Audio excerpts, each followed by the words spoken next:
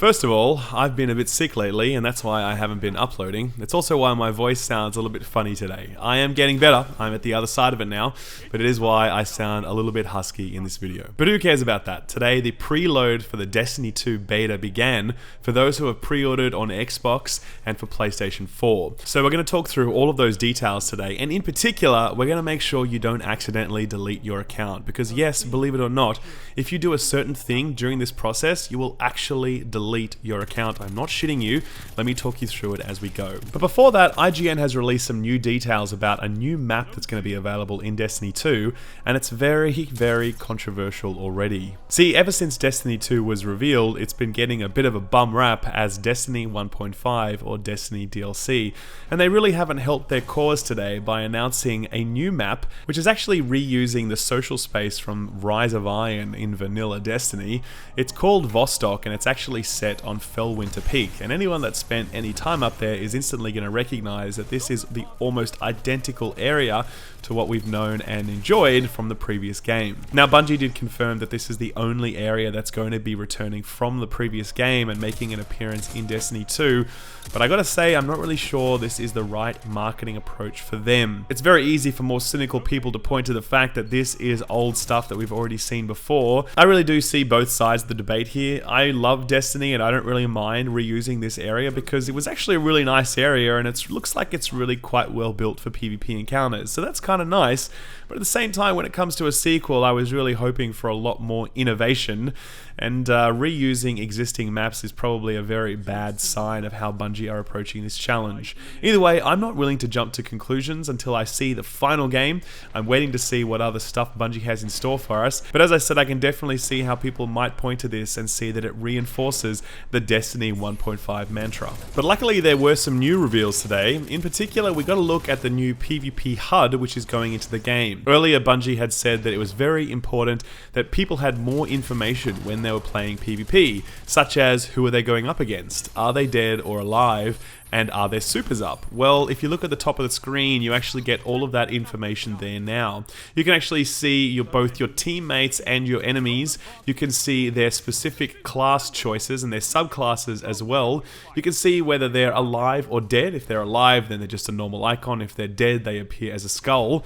And also you can see if they have their super up because their icon is highlighted in yellow. It's really useful to have this sort of information because it means you can counterplay against your enemy and also synchronize with your teammates. If you're charging up with a Titan who you know has his super up, it's probably going to cause you to play a little bit differently than if you didn't have that information. You might be a bit more willing to charge headlong because you know that that striker Titan is about to pop his big moment and give you a little bit more cover than would otherwise be available. It's a really great change and really adds to the overall competitiveness of Destiny 2's PvP. We also got a look at a brand new sniper rifle in the mix, which was very nice. It has a really nice, satisfying sound to it, and it was certainly used to good effect in the footage that we were seeing here. One of the biggest things we learned out of this reveal as well is that the Titan's shoulder charge is no longer a one-shot, where before that thing would one-hit KO anyone you bumped into. Now it will only remove their shields, and Titans need to follow up with an additional melee or with something else to be able to finish off their targets. It significantly reduces the power of the Titan in PvP, but it does fit with the overall design ethos of Destiny 2's PvP, where they're looking to slow down time to kill.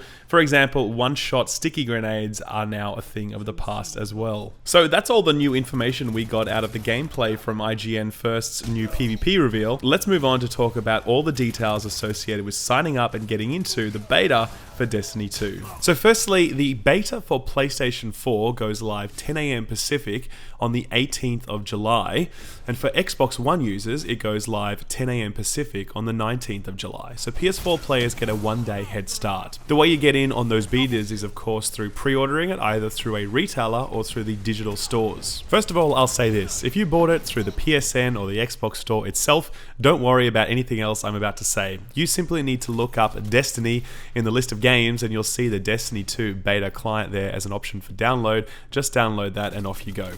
Really simple stuff. Everybody else pay attention. This is how it works for you. If you pre-ordered it from a retailer, you would have received a code from them. You take that code and you go to bungie.net, you sign into your account, and then you go to code redemption. There you're able to input your code and make sure you reserve your place in the beta. If you're looking to sign up for the PC beta, which goes live in August, you may want to enter your code at this time, but this is the part where you have to be really careful. As you're going through the process, you're going to be offered to disconnect your existing Bungie account from your PSN or Xbox One and associate it with your Battle.net instead. This can result in you deleting your entire account. You know, your Guardians that you have, they'd be gone if you do this incorrectly.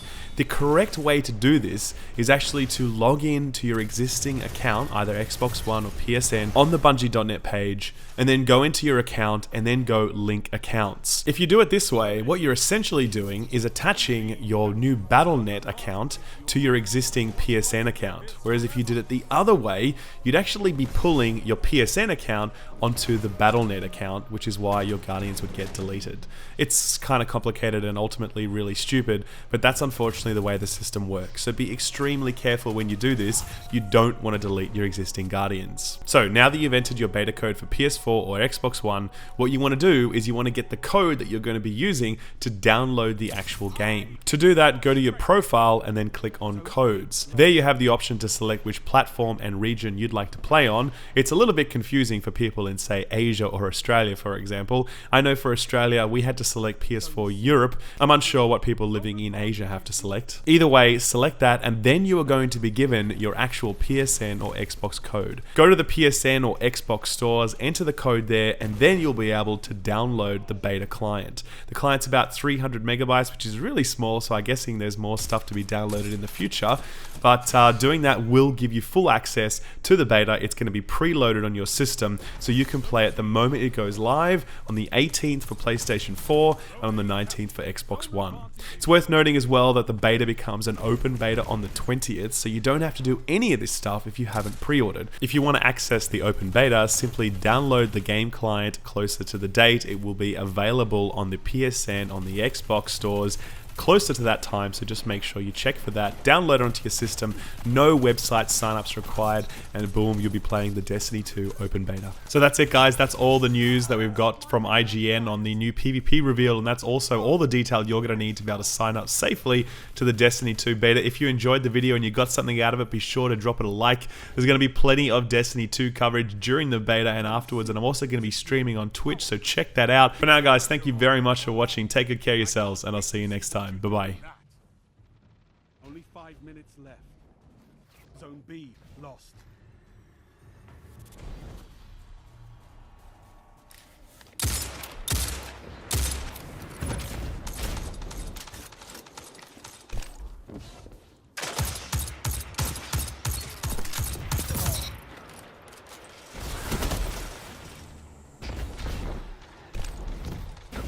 Zone B secure. Power play. Keep the pressure on. Zone A lost.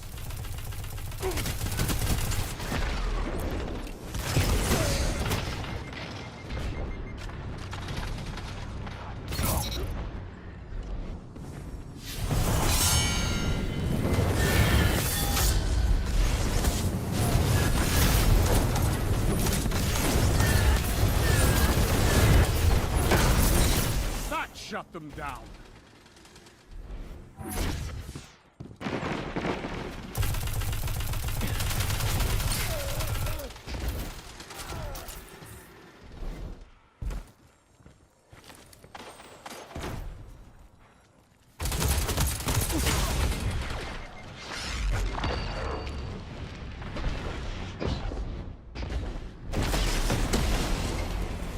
Zone C lost.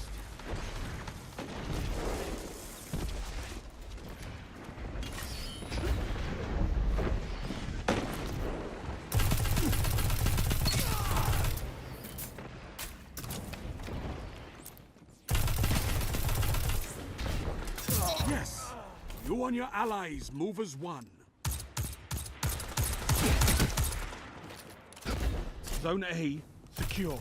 You have zone advantage.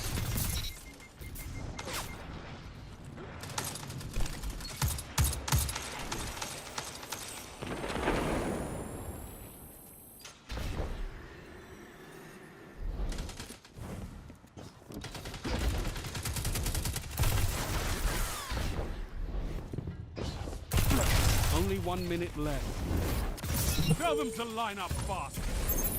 You're dominating the field. Don't let up.